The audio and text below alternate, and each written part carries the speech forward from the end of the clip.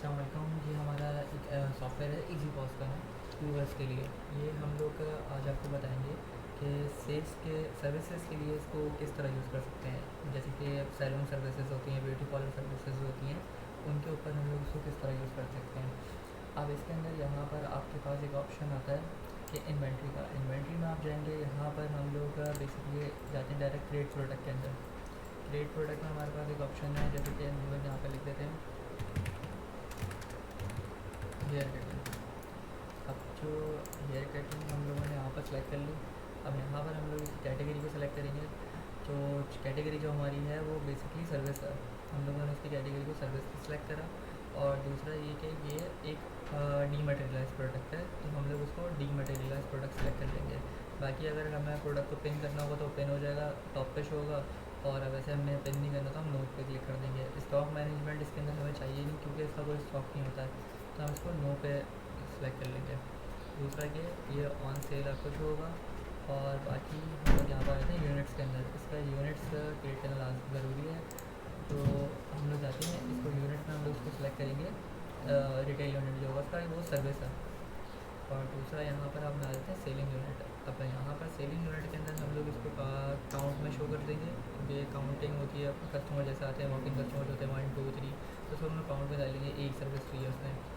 और दूसरा हमारी जो इसकी सेल प्राइस होगी, जैसे कि कटिंग हम लोग ऑफर कर रहे हैं 500 की, तो हम लोगों ने यहाँ पर 500 सेलेक्ट कर लिया। ये हम लोग नहीं सेलेक्ट करेंगे, क्योंकि ये सर्विसेज के लिए ज़रूरी नहीं है कन्वर्ट यूनिट। फिर होलसेल प्राइस इसकी कोई है नहीं, क्योंकि एक ही प्राइसेस होती हैं। और ये वेटेबल प्रोडक्ट नहीं है, तो उसको हम लोग नो कर देंगे। स्टॉक अलर्ट हमें चाहिए नहीं, क्योंकि इसका कोई स्टॉक नहीं होता है, ये कोई प्रोडक्ट नहीं है, तो हम लोग इसको भी नो कर देंगे। विजिबल के ऊपर हम लोग इसको यस कर देंगे। और यहाँ पर ये अलर्ट देता है लो क्वांटिटी के ऊपर, तो हम लोग क्वांटिटी भी नहीं, कोई मतलब प्रोडक्ट नहीं है, तो हम लोग लो क्वांटिटी भी सिलेक्ट नहीं करेंगे।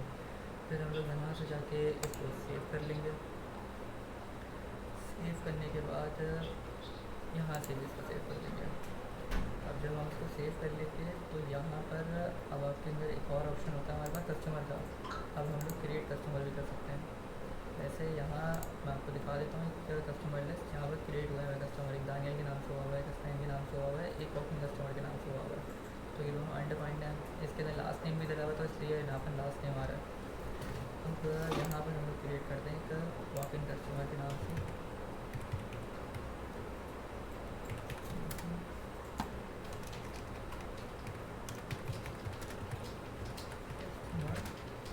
फिर हम लोग लास्ट नेम कुछ नहीं डालेंगे, क्रेडिट नहीं डालेंगे। चोज ग्रुप में हम लोग यहाँ पर कर देंगे कस्टमर। और यहाँ पर अगर कोई कस्टमर आपको नंबर प्रोवाइड करता है, तो आप लोग उसका नंबर भी लिख सकते हैं, जैसे कि हम लोगों ने यहाँ नंबर लिख दिया। जेंडर में भी आप लोग यहाँ पर मेल और फीमेल कुछ भी ऐड कर सकते हैं। अगर मेल आते सैलून में आ रहा, तो हम लोगों ने मेल सेलेक्ट कर दिया। अगर ब्यूटी सैलून होगा तो हम लोग फीमेल सेलेक्ट कर लेंगे, जैसे कि अब यहाँ से हम लोग इसको एड्रेस भी लेंगे। इसके अंदर उनका एड्रेस ले सकते हैं आप। और ये शिपिंग एड्रेस है, ये हमारे लिए ज़रूरी नहीं है, उनके लिए ज़रूरी होता है जो कोई प्रोडक्ट सेल कर रहे हैं, फिर उनके पास परचेस ऑर्डर कर रहे हैं, पर वॉकिंग कस्टमर के लिए काफ़ी है। हम लोग उसको यहाँ से आके सेव कर देंगे। तो अगर इसको हम लोग वैसे पहले से हमारा क्रिएट हुआ हुआ है, तो हम लोग उसको 2 के नाम से क्रिएट कर सकते हैं, तो ये सेव हो जाएगा।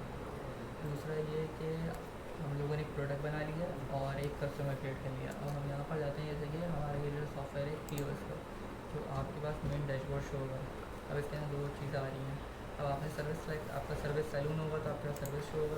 सर्विस में आप जाते हैं, यहाँ पर आपका क्या हेयर स्टाइलिंग, हेयर कटिंग, जो अभी हमने बनाया हेयर कटिंग, ये आ रहा है 500। अब हमने इसको सेलेक्ट करा 500 का। अब इसके अंदर आप डिस्काउंट भी अप्लाई कर सकते हैं। अब जैसे कि हमने आपसे बोला मुझे डिस्काउंट चाहिए, तो आपने उसको डिस्काउंट परसेंटेज में और फ्लैट प्राइस में दे सकते हैं।